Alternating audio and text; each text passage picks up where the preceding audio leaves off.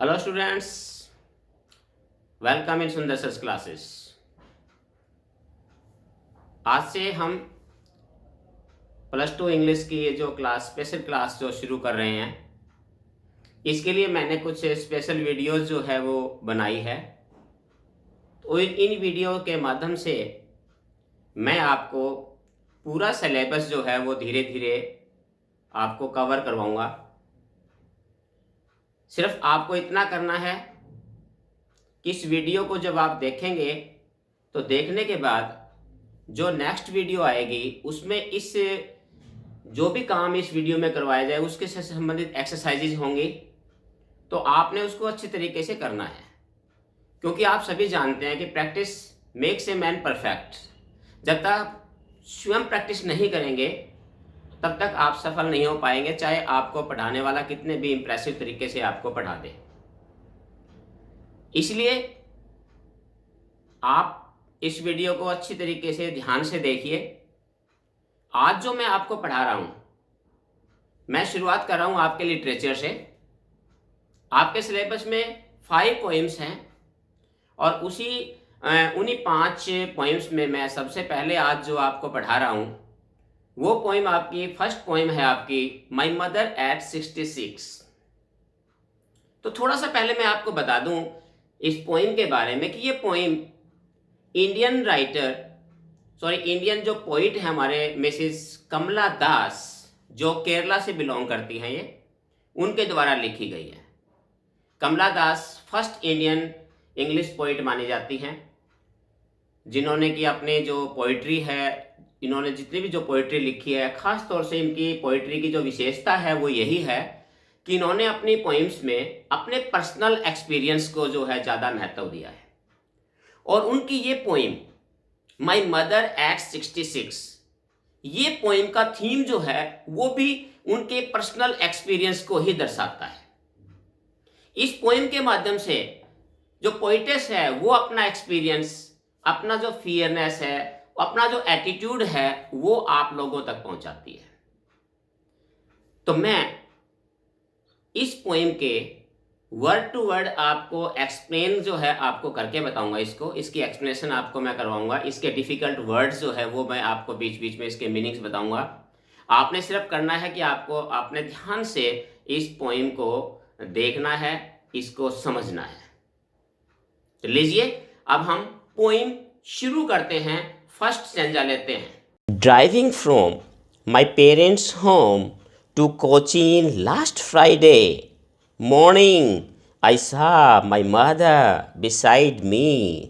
Doors, open mouth, her face, a shaken like that of a corpse, and realized with pain that she was as old as she looked, but soon put that thought away. अब इस stanza में students देखिए, मैं आपको अभी इसकी word to word जो है आपको एक्सप्लेन करता हूँ। Driving from my parents home to Cochin last Friday. अब इसमें पोइटेस जो है वो कहती है कि पिछले शुक्रवार को सुबह जब मैं अपने पेरेंट्स के घर से कार में अपने घर जा रही थी, आई सा माई मदर बिसाइड मी, और कहता है कि मैंने अपनी माँ को देखा जो मेरे पास ही, मेरी बगल में ही बैठी हुई थी। डोज ओपन माउथ, डोज का मतलब होता है ऊँघना, जैसे नींद के अंदर होते हैं तो नींद में ऊँघना। ओपन माउथ, उसका मुंह खुला हुआ था। हर फेस अशेकन लाइक दैट, अशेकन का मतलब होता है कि जैसे बिल्कुल ही धुंधला पड़ा हुआ, राख के समान पीला पड़ जाना किसी बीमारी की वजह से या किसी मानसिक तनाव की वजह से।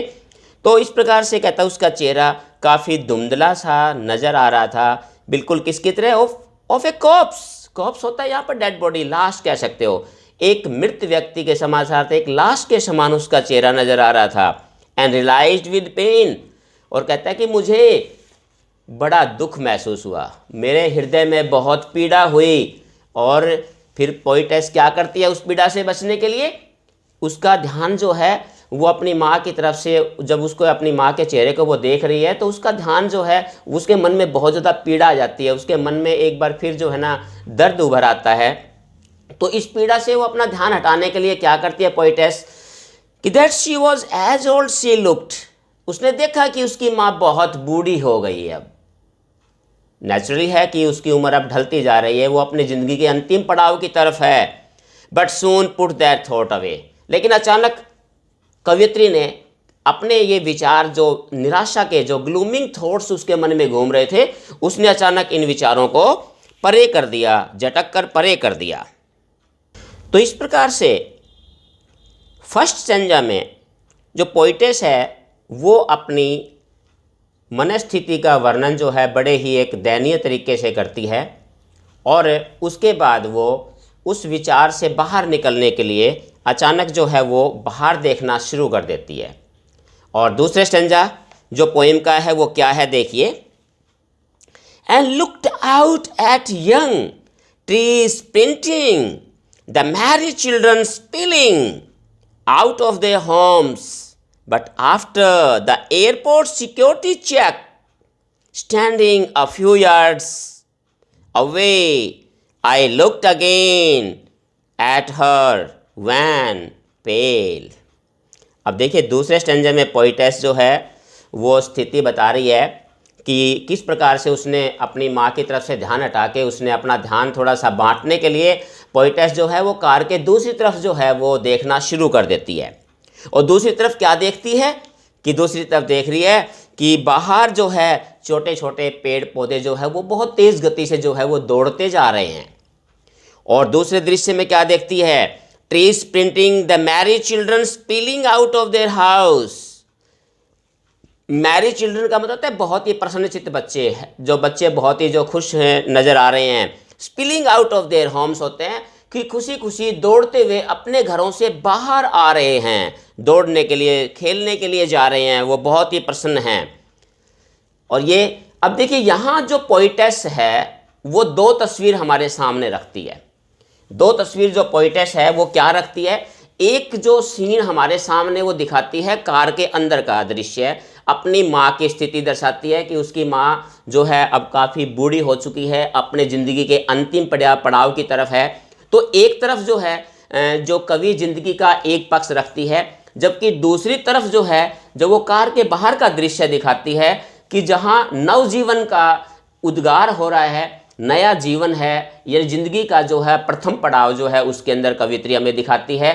तो इस पोएम के माध्यम से जो पोइटेस है वो कंट्रास्ट दिखाती है। दो दृश्य हमारे पास, ज़िंदगी के दो दृश्य है, एक ज़िंदगी का वो दृश्य है जहां हम अंतिम पड़ाव पर है, और एक तरफ ज़िंदगी का वो दृश्य है जहां ज़िंदगी की शुरुआत हुई है। बच्चे जो है वह छोटे पेड़ दौड़ते हुए, पेड़ पौधे दौड़ते हुए बच्चे जो है वो ज़िंदगी की शुरुआत का प्रतीक है, और उसकी जो माँ का बूढ़ा निराश और एक लाश की तरह दिखाई देने वाला जो चेहरा है उसका, वो ज़िंदगी का अंतिम पड़ाव की पहचान जो है वो पोइट हमें उससे करवाती है। तो इस प्रकार से दूसरा स्टेंजा जो है आगे क्या करती है इसमें poetess, but after the airport security check.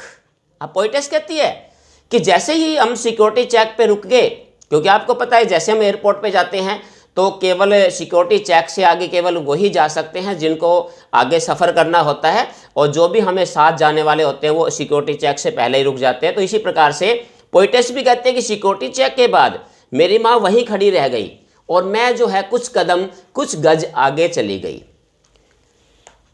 Security check standing a few yards away, कुछ दूर सिक्योरिटी चेक पार करके कहता है कि मैं कुछ दूर जैसे ही आगे पहुंची तो मैंने देखा कि पीछे मेरी माँ खड़ी हुई है। मैंने पीछे मुड़कर अपने माँ की तरफ देखा। I looked again at her wan pale. अब देखिए यहाँ पर दो वर्ड्स हो रहा है आपके यहाँ, वैन और पेल। यहाँ वैन का मतलब वैसे तो होता है पीला, लेकिन पीला जो है वो किसी रंग की वजह से नहीं, बल्कि वो पीलापन जो किसी स्ट्रेस की वजह से या मानसिक तनाव की वजह से जो हमारे चेहरे में जो परिवर्तन आता है, तो वैन का मतलब यहाँ पर ये होता है, और पेल का मतलब होता है ठीक वही पीलापन। तो इस प्रकार से पोइटेस कहते हैं कि मैंने अब फिर जो है कुछ दूरी से जब मैंने देखा अपनी माँ को तो कहता मुझे फिर वही मेरी माँ का वही मुरझाया हुआ बीमार पीला चेहरा जो है वो नज़र आता है। तो इस प्रकार से इस स्टेंजा के अंदर भी पोएटिस जो है वो एक बार फिर जो है हमें बताती है क्या, अपने माँ के चेहरे के बारे में और अपनी माँ से बिछुड़ने के बारे में जो फीलिंग्स जो पोएटेस को हो रही है, तो वो उसके इस स्टेंजा के माध्यम से हमें वो बताती है। अब जो हमारा जो लास्ट हमारा जो स्टेंजा है, नेक्स्ट स्टेंजा में देखिए पोएटेस अब क्या कहती है। When pale as a late winter's moon and felt that old familiar ache, my childhood's fear, but all I said was, see you soon, Amma. All I did was smile and smile and smile. अब देखिए आखिरी स्टेंजे में जो poetess है वो बिल्कुल अपनी मनोदशा को जो है निचोड़ के रख देती है पोएटेस इसमें, और वो क्या कहती है, वैन पेल, कहता है वही पीला मुरझाया हुआ चेहरा। और कैसा चेहरा नजर आ रहा था वो पीला, as a late winter's moon, और कहता है मेरी माँ का चेहरा जो है ऐसे नजर आ रहा था जैसे कि शरद ऋतु का चंद्रमा। अब आप देखते हो, आपको पता है कि सर्दियों के अंदर जब चंद्रमा आप देखोगे तो वो बिल्कुल चमकता हुआ नजर नहीं आता, बिल्कुल धुंधला सा नजर आता है, हल्का सा पीलापन लिए, क्योंकि चारों तरफ जो है मिस्ट छाई होती है, धुंध वगैरह छाई होती है, तो जिसकी वजह से चंद्रमा जो है वो काफ़ी मुरझाया हुआ सा चमकदार नहीं नजर आता। तो पोएटेस भी अपने माँ के चेहरे की तुलना जो है वो उसी प्रकार के पीले शरद ऋतु के चंद्रमा की से उसकी तुलना करती है। तो कहती है कि मेरी माँ का चेहरा शरद ऋतु के चंद्रमा की तरह मुरझाया हुआ था। फैमिलियर एक, and I felt that familiar एक, और कहता है कि मुझे फिर वही पुराना भय, पुराना दर्द मुझे याद आ गया। पुराना भय क्या था कि जब पोएटेस जो है बचपन में छोटी थी तो उसे हर बच्चों की तरह ये भय होता था कि कहीं उसकी माँ उससे बिछुड़ ना जाए, कहीं उसकी माँ उससे दूर ना चली जाए, क्योंकि छोटे बच्चे होते हैं, अगर जब उनके माँ बाप थोड़ी देर के लिए भी इधर उधर हो जाते हैं तो उनको मन में एक भय सा हो जाता है। तो पोएटेस कहते हैं कि वही पुराना बचपन वाला भय जो है आज एक बार फिर मेरे मन में आ गया था, उठ गया था। बट ऑल आई सेड, लेकिन पोएटेस कहती है कि मैंने अपने भय को, अपने जो मेरे मन में जो विचार उठ रहे थे, मेरे मन में जो भावनाएं जो उठ रही थी, मैंने उन भावनाओं को अपने मन में ही दबाते हुए मैंने अपनी अम्मा से कहा, अपना हौसला थोड़ा सा एक अपने मन को मजबूत करते हुए मैंने अपनी माँ की तरफ देखा और उसे कहा, अम्मा सी यू सून, अम्मा, अम्मा कोई बात नहीं है, मैं बहुत जल्दी तुमसे मिलती हूँ। देखिए जब भी हम किसी से विदा लेते हैं तो हम जरूर यही कहते हैं कि सी यू सून, भी तुम्हारा जल्दी ही दोबारा मिलेंगे।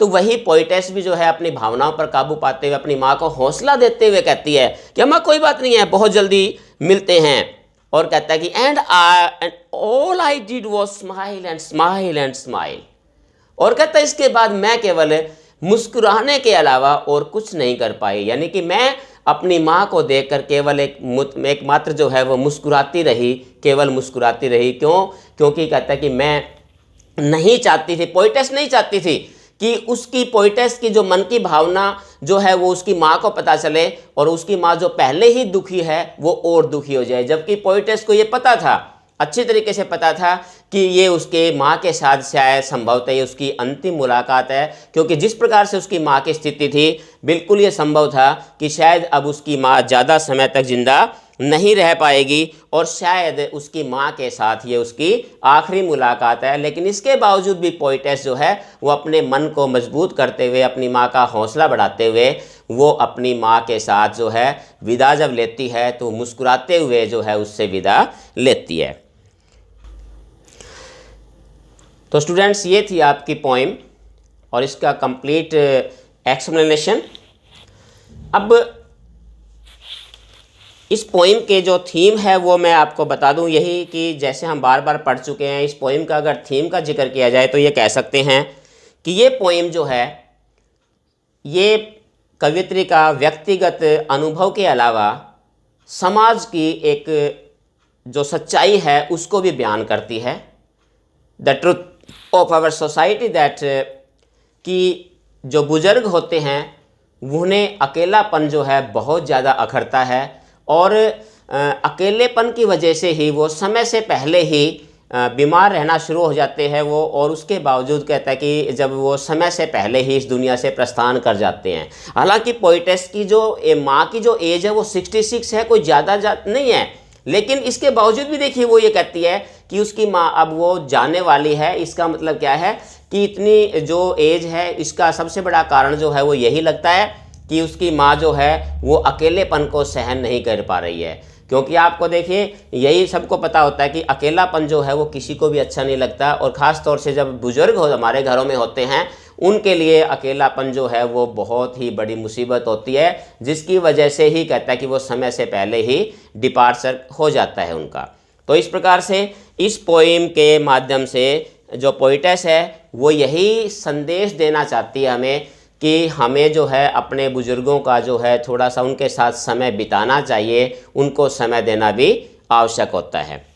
तो इस प्रकार से अगर आपको इस पोएम से संबंधित किसी प्रकार की अगर क्यूरीज है या कोई आपके क्वेश्चन आपको अराइज होते हैं या कोई चीज़ आपको मुझसे पूछनी है, तो आप एक काम कर सकते हैं, आप इस वीडियो के लास्ट में आप कमेंट सेक्शन में जाकर आप मुझसे कमेंट कर सकते हैं, या फिर आप फ़ोन कॉल के या किसी भी मैसेज के ज़रिए किसी भी तरीके से आप अपने क्वेश्चन जो है वो मुझसे पूछ सकते हैं। उम्मीद है ये पोएम आपको समझ में आई होगी। अगर आपको किसी प्रकार का कोई सुझाव है, एडवाइस कोई आपको और कुछ इसको हम लेसन को और बेटर तरीके से कैसे कर सकते हैं, तो अगर कोई सजेशन आपका है तो वो इनवाइट किया जाता है, आप मुझे ज़रूर बताएं। तो students, that's all from today. Have a nice day. Thank you.